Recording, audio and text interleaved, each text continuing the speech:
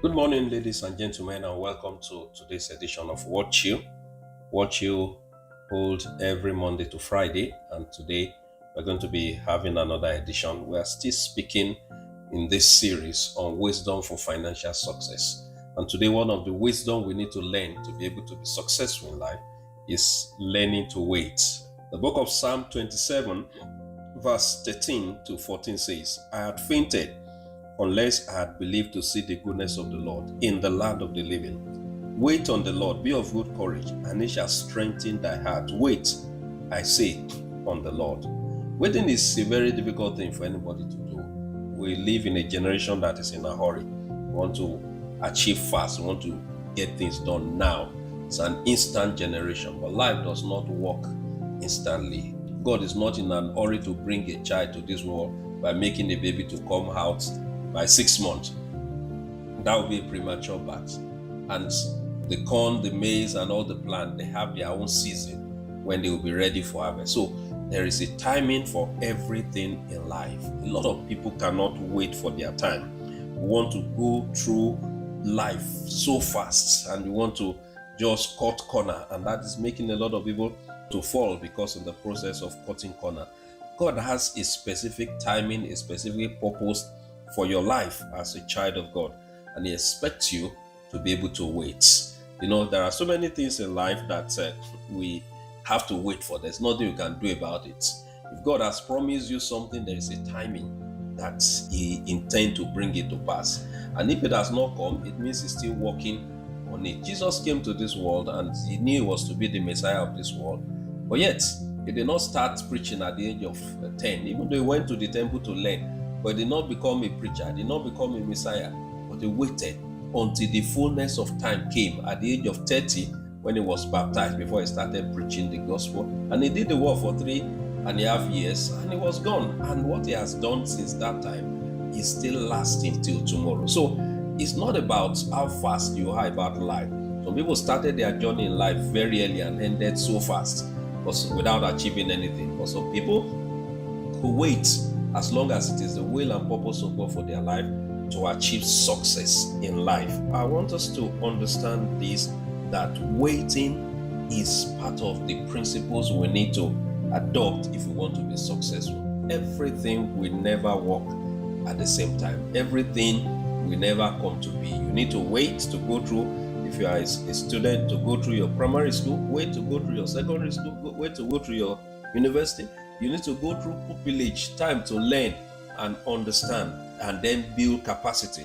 It's a time to build capacity. It's a time to connect with your divine helper. There are helpers that are positioned in your 2023 or 2025. And if, without you waiting till 2025, if you meet them now, they might not even be in position to help you.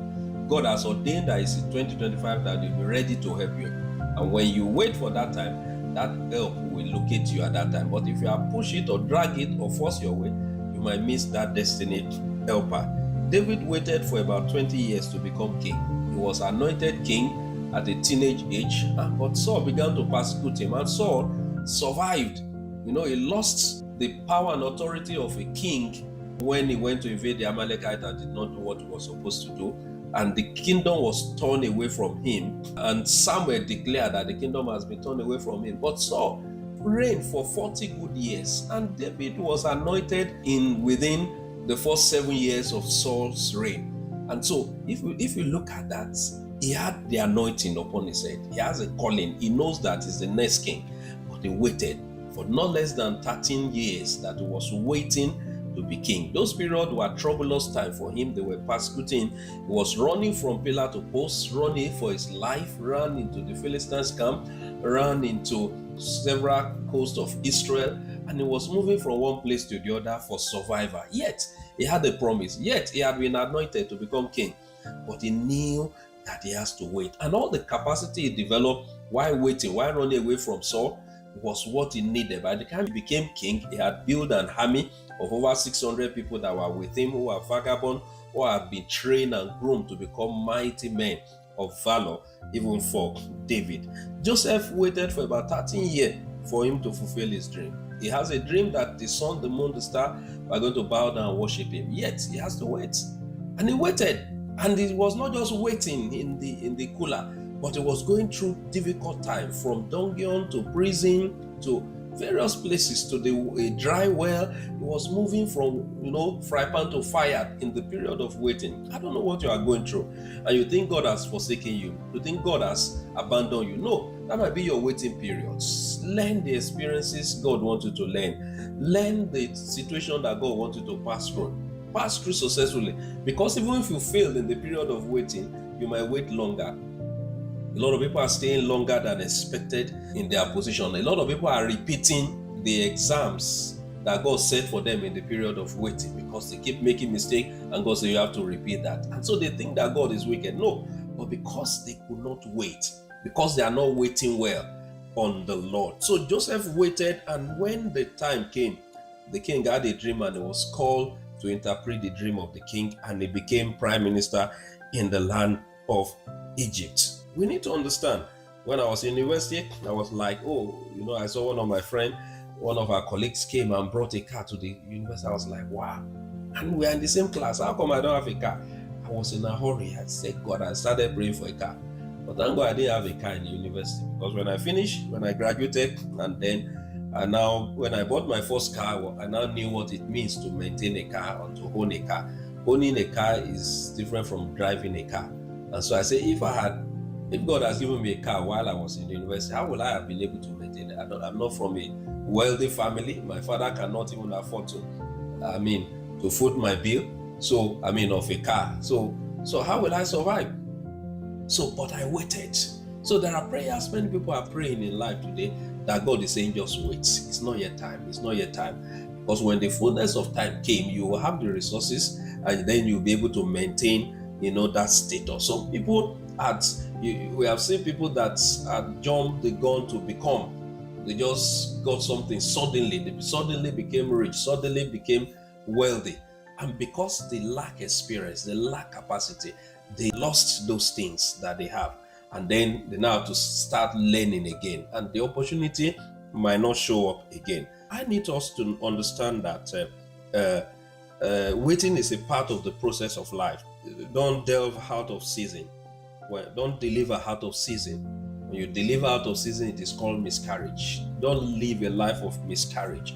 Wait until the fullness of time. When the fullness of time will come, you'll be able to achieve, and easily, without any stress, achieve what God wants you to do. You see a lot of people today, they start playing games, start manipulating to get to position. And then some of them will just get there after manipulation, 1 or 2 years, they are off, because they did not wait for their right time. They try scheming, they try pushing other people down, shoving people aside so that they can attain. They think that their destiny depends on that thing, not knowing that there is something much more better that God has for them. So when you learn to wait upon the Lord, you have your strength renewed, and then the blessings of God will come, and then it will not come with any trouble. I pray for you today that the grace to wait, as many that are waiting for their due season, I declare that God will fast track your due season, and God will release that blessings upon you. He will give you the strength and the grace to be able to stand strong, to pass all the tests and examination of life, to gain all the experiences that you need to become what God has made you to be. Thank you for being part of today's WORDCHEW. Join us same time tomorrow by 5:30 a.m. in the morning. God bless you.